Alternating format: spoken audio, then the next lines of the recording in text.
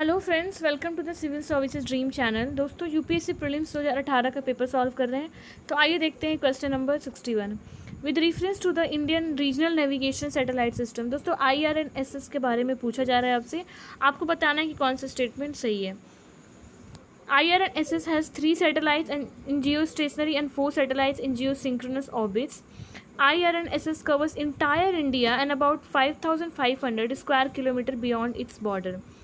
India will have its own satellite navigation system with the full global coverage by the middle of 2019. तो दोस्तों, आपको बताना है कौन सा स्टेटमेंट सही है। 1, 1 and 2, 1, 2 and 3 only and none. तो दोस्तों, इसमें करेक्ट आंसर हो जाएगा ए, यानी 1 ओनली। जो IRNSS है, 3 सैटेलाइट्स हैं जियो स्टेशनरी में एंड 4 सैटेलाइट्स है जियो सिंक्रोनस ऑर्बिट में। दोस्तों, हमारी जो इंडियन जो नेविगेशन है उसे हम नाविक कहते हैं। नाविक एक संस्कृत वर्ड है और ये 2 पर्पस पे ये जो सर्विस प्रोवाइड करता है, एक सिविलियंस बेसिस पे और एक मिलिट्री बेसिस पे। और दोस्तों, इसकी एक्सटेंशन होती है, ये 5,500 नहीं है, ये 1,500 के अराउंड है एक्सटेंशन इसका। तो आइए देखते हैं अगला सवाल। दूसरा सवाल है कि light is affected by gravity, the universe is constantly expanding and matter warps is surrounding space matter. तो आपको ये बताना है कि कौन सा प्रेडिक्शन है Albert Einstein general theory of relativity से रिलेटेड, जो कि मीडिया में डिस्कस की जाती है या फिर की गई है। तो दोस्तों, यहाँ पे जो करेक्ट आंसर हो जाएगा वो हो जाएगा डी, यानी 1, 2, 3 तीनों ऑप्शन सही है कि light is affected by gravity. दोस्तों, जो अल्बर्ट आइंस्टीन की जनरल थ्योरी ऑफ रिलेटिविटी है, कहीं ना कहीं ग्रेविटेशनल वेव से रिलेटेड है। And the universe is constantly expanding and matter warps its surrounding space time. दोस्तों, अल्बर्ट आइंस्टीन की जो एक बहुत फेमस जो एक थ्योरी है, फ़ोटो इलेक्ट्रिक इफ़ेक्ट कहते हैं। और दोस्तों, आप ये ध्यान देना कि जो फ़ोटो इलेक्ट्रिक इफ़ेक्ट है, इसी को नोबेल प्राइज़ मिला था, ना कि जनरल थ्योरी ऑफ रिलेटिविटी में। तो ये कंफ्यूज हो सकते हैं आप।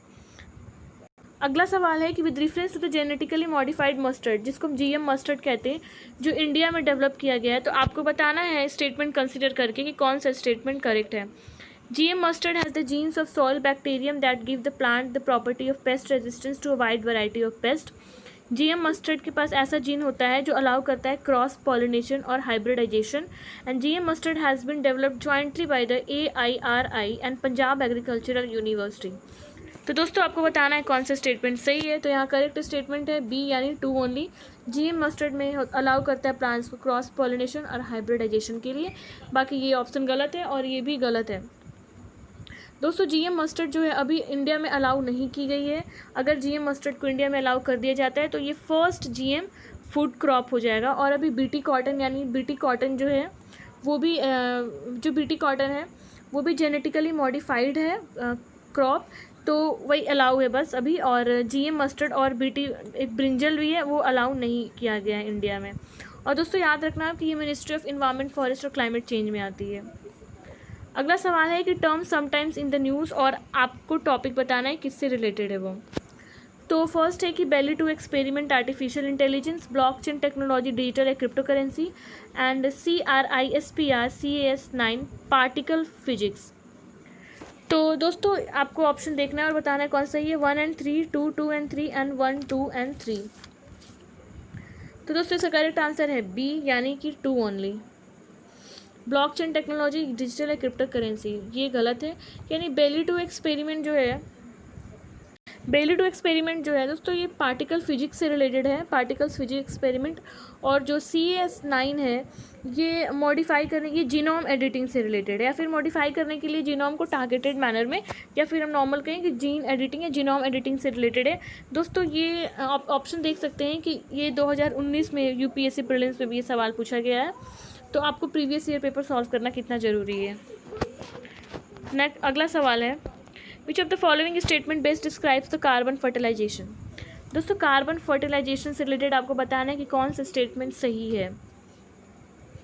Increased plant growth due to increased consent, क्या प्लांट की ग्रोथ होती है जो कार्बन डाइऑक्साइड है उसकी कॉन्सेंट्रेशन ज़्यादा होने की वजह से एटमॉस्फेयर में, या फिर ये अर्थ की टेम्परेचर इंक्रीज़ करता है ड्यू टू द इंक्रीज्ड जब कार्बन डाइऑक्साइड CO2 यानी कि एटमॉस्फेयर में कॉन्सेंट्रेशन ज़्यादा हो जाती है, या फिर ओशंस की सैलिनिटी एसिडिटी को इंक्रीज़ करता है as a result of the increase concentration of CO2 in the atmosphere, या फिर adaptation of all living beings in earth to the climate change brought about by the increase concentration of CO2 in the atmosphere. काफ़ी confusing है, but अगर आप ध्यान से समझेंगे तो आपको समझ आएगा कि क्या आंसर होगा। दोस्तों इसका करेक्ट आंसर हो जाएगा ए, यानी कि प्लांट ग्रोथ के इंक्रीज जो करती है प्लांट ग्रोथ कॉन्सेंट्रेशन। जब CO2 का एटमॉस्फेयर में कॉन्सेंट्रेशन ज़्यादा होता है तो उसे कहते हैं हम carbon fertilisation.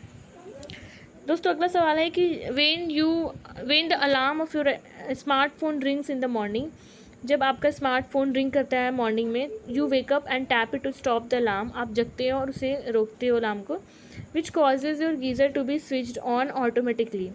The smart mirror in your bathroom shows the day's weather and also indicates the level of water in your overhead tank.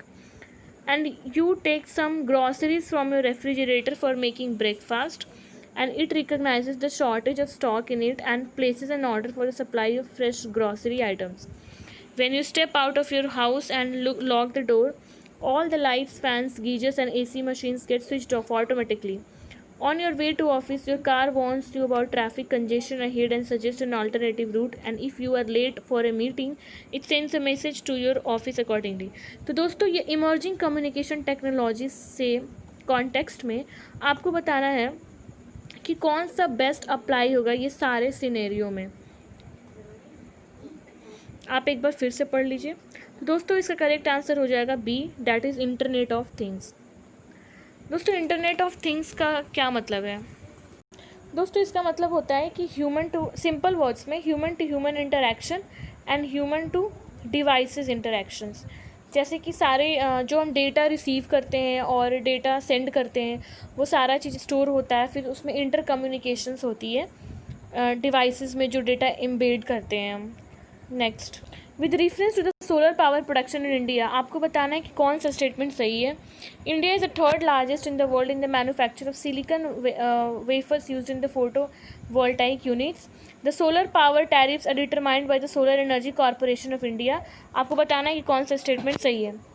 तो दोस्तों यहाँ पे करेक्ट स्टेटमेंट हो जाएगा डी, यानी कि नाइदर 1 नॉर 2, दोनों स्टेटमेंट ही गलत है यहाँ पे। India is not the third largest in the world. India is the top 10, not the third largest, and the solar power tariffs are determined by the Solar Power Corporation in India. दोस्तों जो solar power है वो international solar association है जिसका कि head quarter India में ही रखा गया है। इंडिया फाउंडिंग मेंबर है और इंडिया में इसका हेड क्वार्टर है, आप ये ध्यान दीजिएगा, इंटरनेशनल सोलर अलायंस का। अगला सवाल है, the staple commodities of export by the English East India Company from Bengal in the middle of 18th century were. तो आपको बताना है कि जो स्टेपल कमोडिटीज़ एक्सपोर्ट की जाती थी इंग्लिश ईस्ट इंडिया कंपनी के द्वारा बंगाल से 18वीं शताब्दी में, तो वो क्या था? Raw cotton, oil seeds, opium, sugar, salt, zinc and lead, copper, silver, gold, spices, tea, या फिर cotton, silk, saltpetre and opium. तो दोस्तों इसका करेक्ट आंसर हो जाएगा D, cotton, silk, salt, peter and opium. Which of the following is a very significant aspect of the Champaran Satyagraha? Active all India participation of lawyers, students and women in the national movement, active involvement of Dalit and tribal communities of India in the national movement, joining of peasant unrest to India's national movement, and drastic decrease in the civilization of plantation crops and the commercial crops. तो दोस्तों आपको यहाँ देख के correct answer बताना है कि कौन सा स्टेटमेंट सही है। तो यहाँ पे करेक्ट आंसर हो जाएगा C, joining of peasant unrest to India's national movement. दोस्तों जो चंपारण सत्याग्रह था वो 1916 में गांधी जी के द्वारा किया गया था और ये फर्स्ट मूवमेंट था, first movement and first satyagraha and civil disobedience movement भी कहते हैं इसे। गांधी जी का जो first successful civil disobedience movement था, और ये दोस्तों बेसिकली इंडिगो से रिलेटेड, इंडिगो प्लांटर्स और 3 कथिया सिस्टम से रिलेटेड था ये। Next, who among the following were the founders of the Hind Mazdoor Sabha, establish किया गया था 1948 में। तो दोस्तों यहाँ पे करेक्ट आंसर हो जाएगा डी, इसमें अशोक मेहता थे, TS Ramanujan and GG Mehta थे।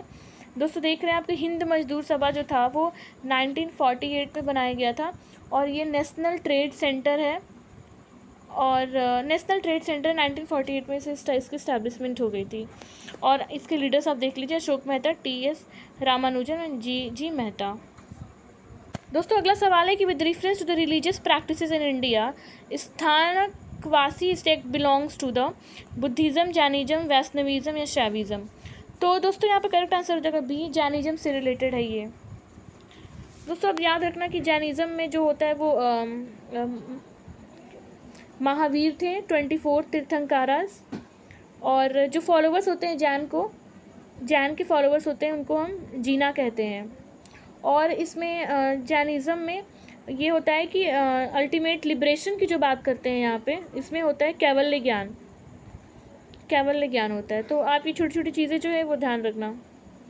With reference to the cultural history of India, consider the following statements. White marble were used in making Buland Darwaza and Khanqah at the Fatehpur Sikri. Red sandstone and marble were used in making the Bara इमाम बारा and Rumi दरवाजा eight Lucknow. दोस्तों आपको बताना है कि कौन सा स्टेटमेंट सही है। तो यहाँ करेक्ट आंसर हो जाएगा डी, दोनों स्टेटमेंट यहाँ गलत है। दोस्तों अकबर ने बनवाया था बुलंद दरवाज़ा। जब गुजरात पे अकबर की विक्ट्री हुई थी तो उसने बुलंद दरवाज़ा बनाया था 1602 में। और ये जो 12 इमाम बारा है, ये आप ध्यान देना, ये लखनऊ में है। और इसको जो है नवाब ऑफ अवध के नवाब में इसे बिल्ड करवाया था। ठीक, अगला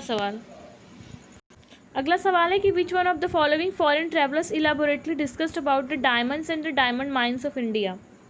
तो दोस्तों यहाँ पे करेक्ट आंसर हो जाएगा B, gen बाप्तिस्ते टेवेर्नियर।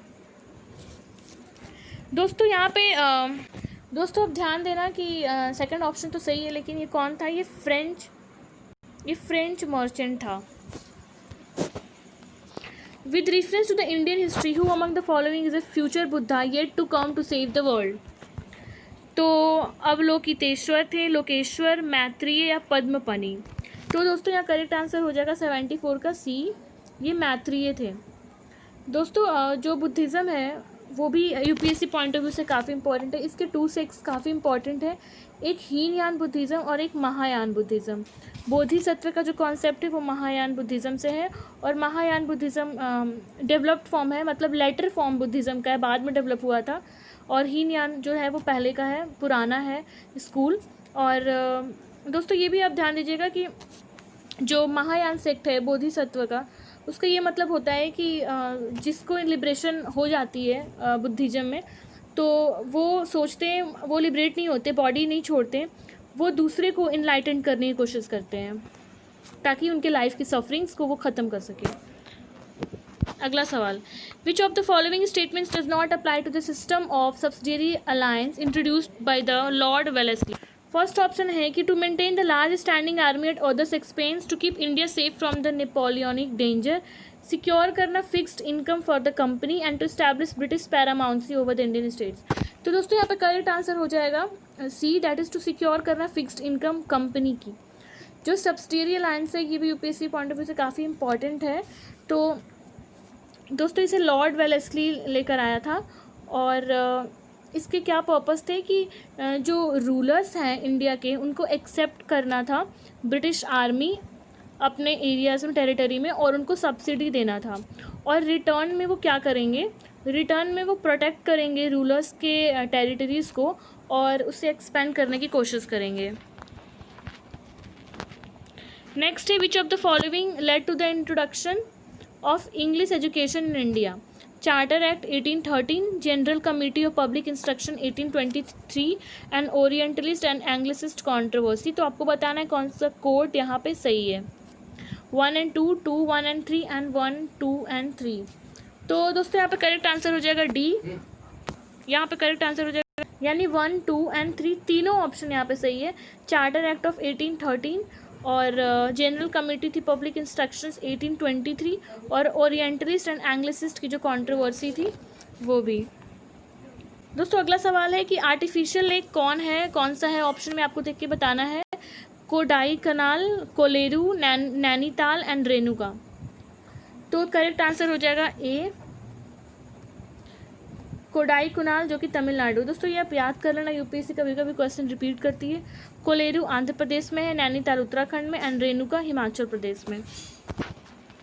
With reference to the Pradhan Mantri Kaushal Vikas Yojana, consider the following statements. It is a flagship scheme of the Ministry of Labour and Employment.